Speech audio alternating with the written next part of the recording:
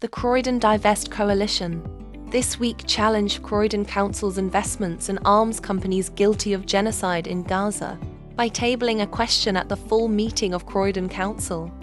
Apart from the Resistance Kitchen, the coalition also includes Crystal Palace Friends of Palestine, Croydon PSC, Croydon Trade Union Council, and Croydon Green Party. Croydon Council has invested over £120 million in companies complicit in genocide and occupation of Palestine. These include 27 arms companies. Topping that list is Israel's largest arms producer, Elbit Systems, that boasts being the backbone of the Israeli military and advertises its equipment as battle-tested in Gaza. Israeli NGOs have documented that Elbit provides 85% of Israel's killer drone fleet and produces 85% of the Israeli military's land-based equipment, all shown to be used in the commission of war crimes. The Israeli military admitted to using an Elbit Hermes 450 drone in the deliberate attack last year on the World Central Kitchen aid convoy that killed 7 aid workers, including 3 British citizens. Croydon Council has chosen to invest £94,000 in this company that is literally the backbone of the genocide in Gaza. It seems Croydon Council wants to hide this dirty secret. The original question submitted to the council mentioned the guilty company Elbit by name. It read, British professor and NHS surgeon Nizam Mahmood worked for a month in a Gaza hospital. He shook with emotion as he spoke in Parliament, describing how Israeli drones target Palestinian children. A bomb would drop, he said, maybe on a crowded tented area, and then the drones would come down and pick off civilians, children. Prof Mahmood operated on their devastated little bodies. Those drones were almost certainly produced by Elbit Systems, who manufacture 85% of Israel's drones. Why is Croydon Council's pension scheme investing in Elbit Systems? And will the council undertake to divest from arms producers? But the council refused to accept the question unless it was modified to exclude any reference to Elbit. They claimed it was defamatory, so we provided strong evidence, all Israeli sources, but it was still rejected.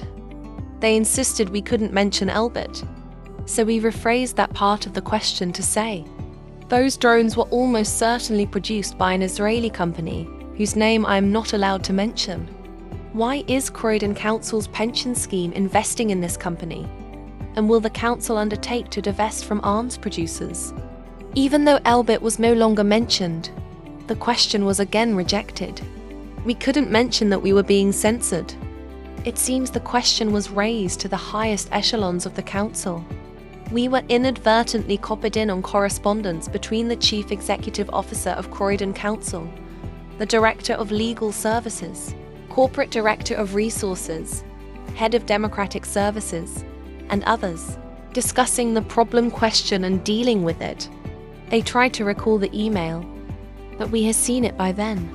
It took 4 iterations before the question, watered down by this stage, was finally accepted. British professor and NHS surgeon Nizam Mahmood worked for a month in a Gaza hospital. He shook with emotion as he spoke in Parliament, describing how Israeli drones target Palestinian children. A bomb would drop, he said, maybe on a crowded tented area, and then the drones would come down and pick off civilians, children. Professor Mahmood operated on their devastated little bodies. Why is Croydon Council's pension scheme investing in companies which manufacture drones? And will it undertake to divest from these companies and other weapons producers?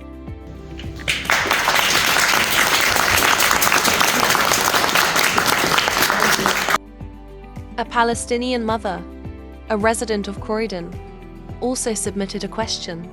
It read, I am Palestinian. My family is from Safad. We were ethnically cleansed from our home in 1948. Today we cannot return. Israel is denying my right of return. Some managed to stay in refugee camps in Gaza. The lucky ones, we thought, their children playing in the soil of our beloved land. We didn't expect to bury them in mass graves. Enduring genocide in front of an uncaring world. We have lost so many whole families. I cannot describe the pain. Knowing my council is complicit in the genocide of my people.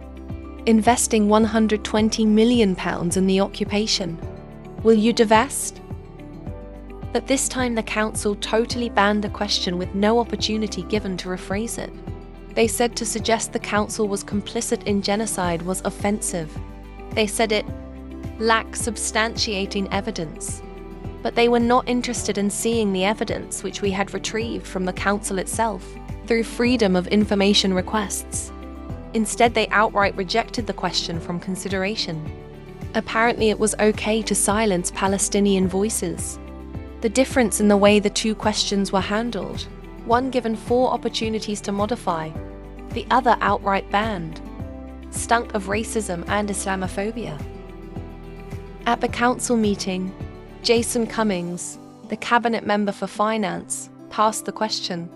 That was allowed to be asked to Councillor Colton Young, chair of Croydon Council Pension Committee, to answer. In a prepared statement shown here, Colton Young was essentially passing the buck on by saying the pension fund does not directly hold any shares in individual companies. It invests through pooled funds managed by external investment managers. So it's not feasible to divest from individual companies. What he didn't mention was that the council chooses which pooled funds to invest in, and that ethical pooled funds that exclude investment in the arms trade, whilst meeting the council's fiduciary duty, are available to choose from. Questioners are given a right to reply by asking a supplementary question in response to an answer. Ita from Crystal Palace Friends of Palestine, in her supplementary question, nailed it by showing that following pressure from constituents opposed to investment in the tobacco industry, the council had already set the precedent of selectively only choosing pooled funds which explicitly exclude investments in the tobacco trade. So what was stopping them doing the same for the arms trade?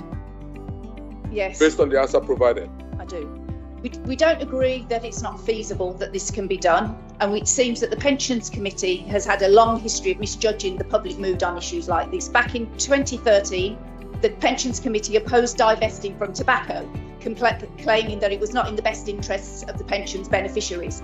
But the council did the right thing and divested from tobacco, thus setting a precedent for divestment from weapons.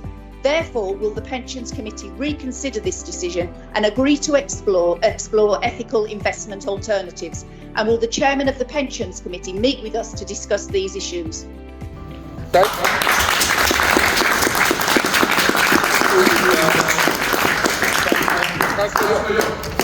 Facing such an irrefutable argument, Colton Young graciously agreed to meet the Croydon Divest Coalition. If you are a resident or work in Croydon, please support the campaign by writing to your local Croydon councillor and the Pension Committee.